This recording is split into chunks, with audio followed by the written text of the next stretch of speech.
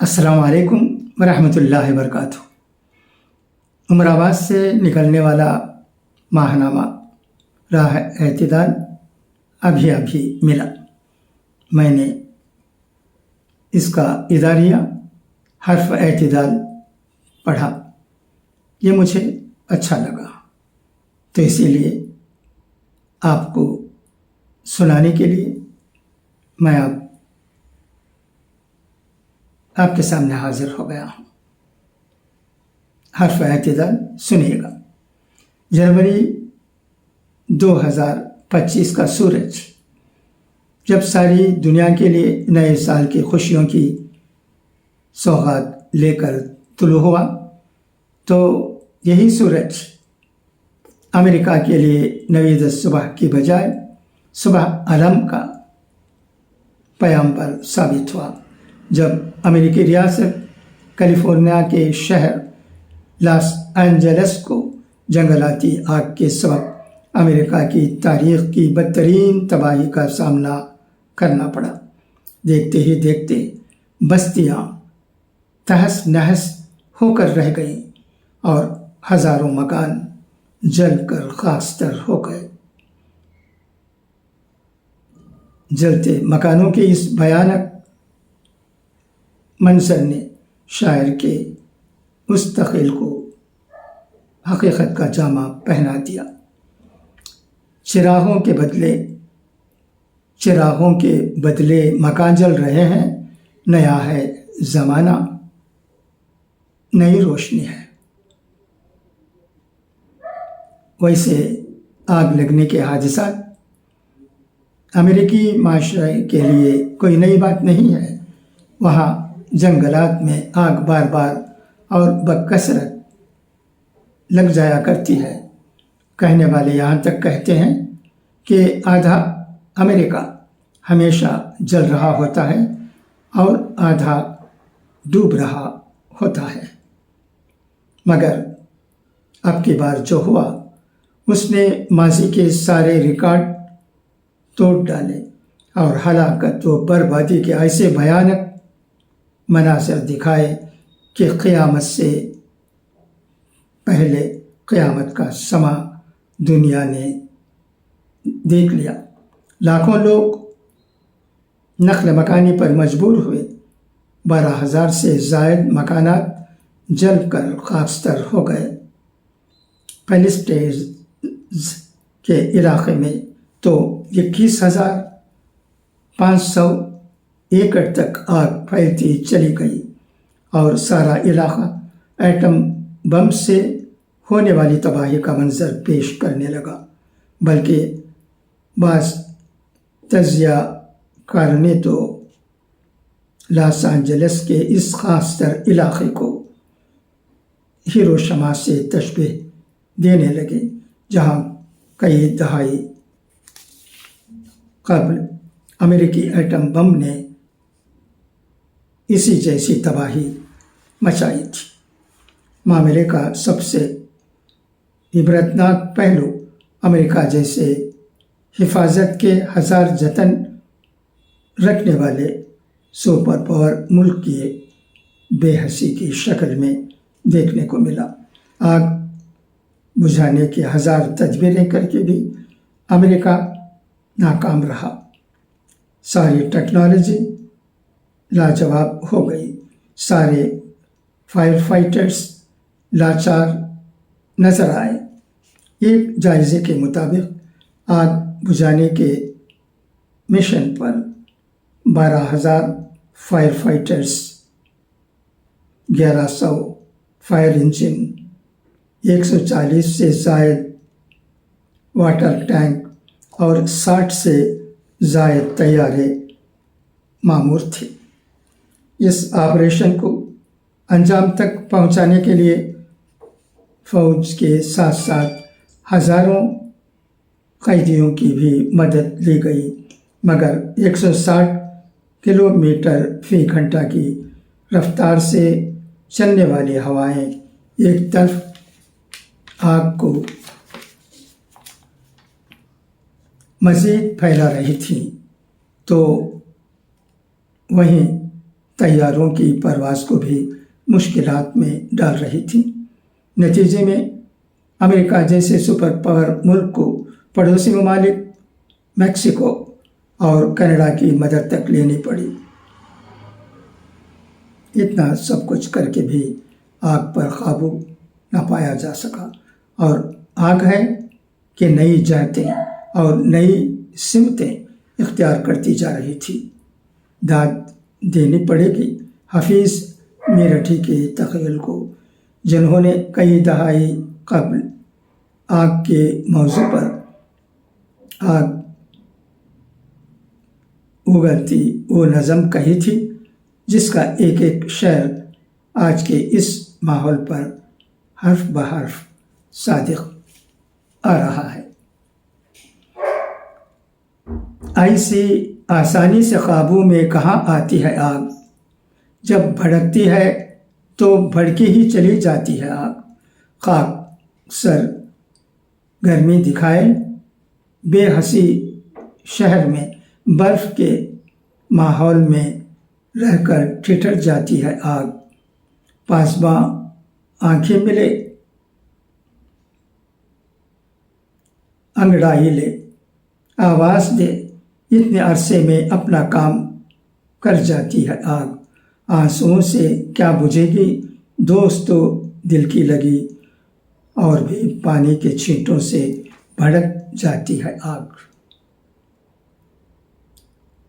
حل ہوئے ہیں مسئلے شبنم مزاجی سے، مگر گتھیاں ایسی بھی ہیں کچھ جن کو سلجھاتی ہے آگ۔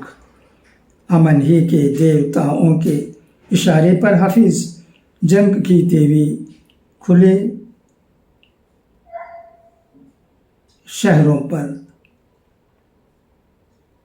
برساتی ہے آگ۔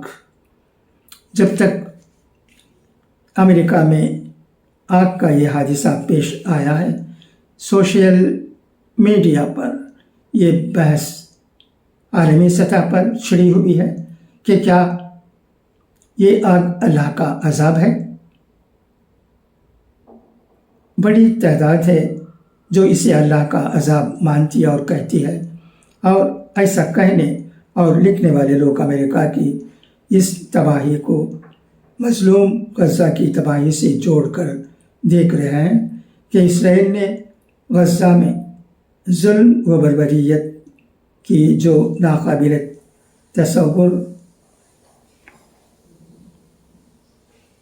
داستانیں رقم کی، ظلم کی اس ڈگر پر امریکہ قدم بقدم اسرائیل کے ساتھ کھڑا تھا، اور ایسا سوچنے والوں کے سینے اس وقت اور ٹھنڈے ہو گئے جب تباہ حال لاس اینجلس کا منظر بھی عین تباہ شدہ غزہ کی تصویر پیش کر رہا تھا۔ اس تصور کو مزید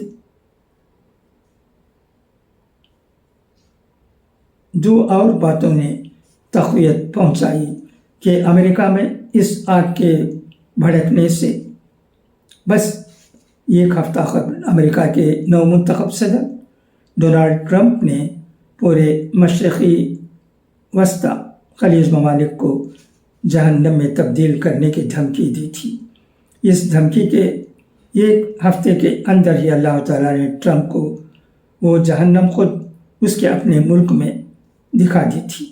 نیز جس وقت غزہ میں اسرائیل خون کی ہولی کھیل رہا تھا، اس وقت بعض امریکی فلمی اداکاروں نے کھلم کھلا اسرائیل کی تائید میں ٹویٹ کیے تھے اور غزہ کے مظلوموں کا مذاق اڑایا تھا۔ لاس اینجلس کی آگ نے ایسی کئی فلمی اداکاروں کے پرتعیش مکانات کو بھی خاک کے ڈھیر میں تبدیل کر کے چھوڑا۔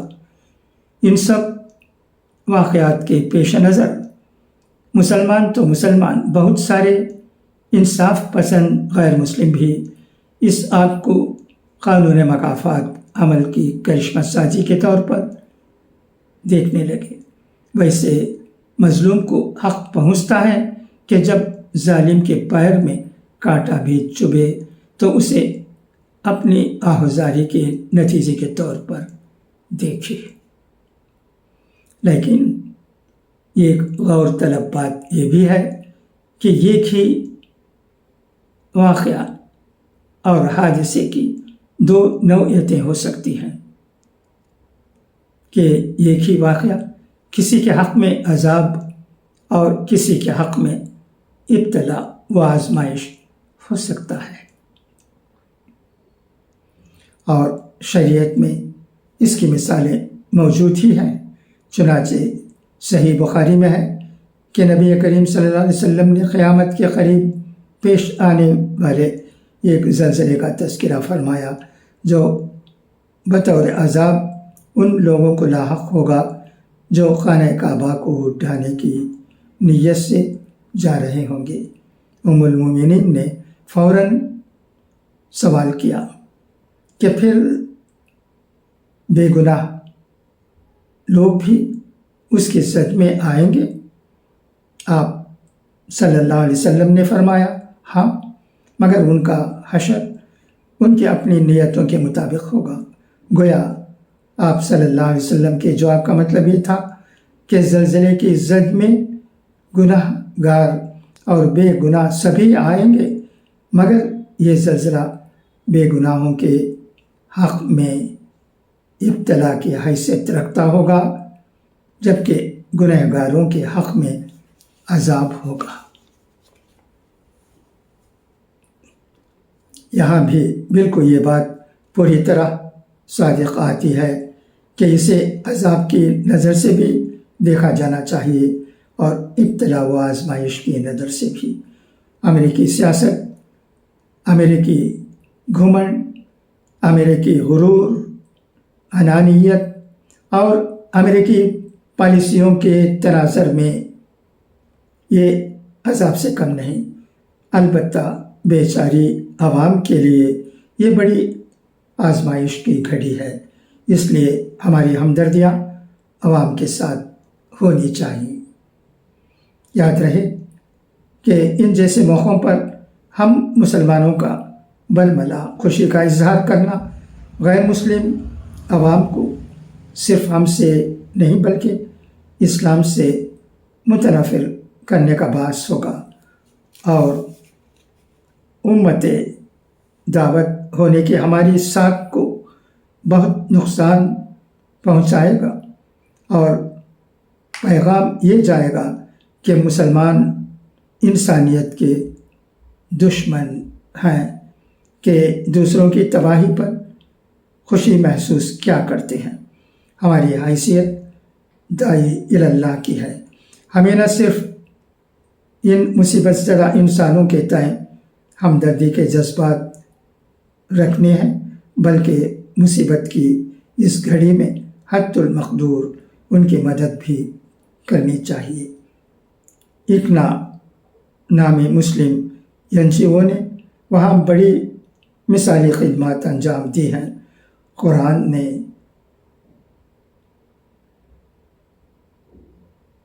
انبیاء کرام کی دعوت کا جہاں تذکرہ کیا ہے، وہیں ان کی ان مساعی جمیلہ کا بھی ذکر کیا ہے جو انہوں نے اپنی قوم کے مسائل و مصائب کو دور کرنے کے لیے کیے تھے۔ امت مسلمہ کا مطلوبہ کردار یہی ہے، اور یہی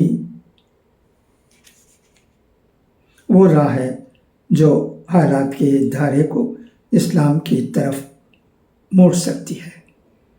یہ مضمون حضرت مولانا عبدالعظیم عمری صاحب دامت برکاتہم کا ہے۔ ہم مولانا کا شکریہ ادا کرتے ہیں کیونکہ انہوں نے اس مضمون میں بہت سی ایسی باتیں بتائی ہیں جن پر ہمیں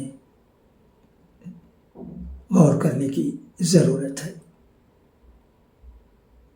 یہ اداریہ حرف اعتدال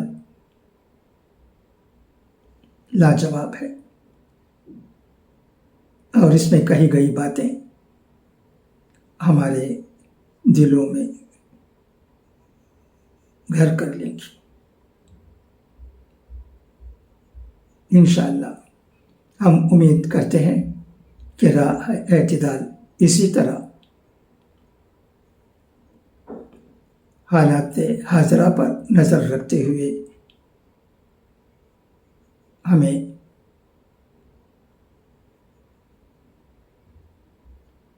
اداریہ دیتے آئے گا۔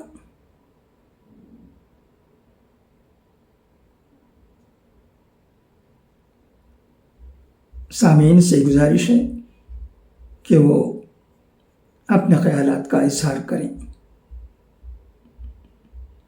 وہ اس ادارے کے بارے میں کیا سمجھتے ہیں، مطلع کریں، آئین نوازش ہوگی۔ اچھا، تو اب اجازت، انشاءاللہ پھر ملاقات ہوگی۔ خدا حافظ، فی امان اللہ۔